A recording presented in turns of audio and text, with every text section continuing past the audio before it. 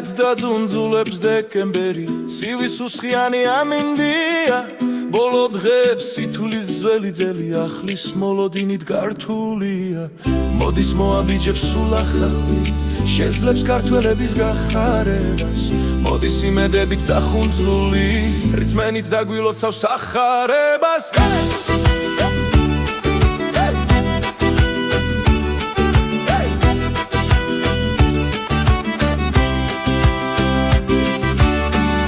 გარეთ დეკემბერი იცურება ბევრი კარგისა და ცუდის მომსწრე სარკმელს სულ ახალი ხურება ლოცავს საქართველოს ყველა მოქმეს დეღე იგრძელოს საქართველო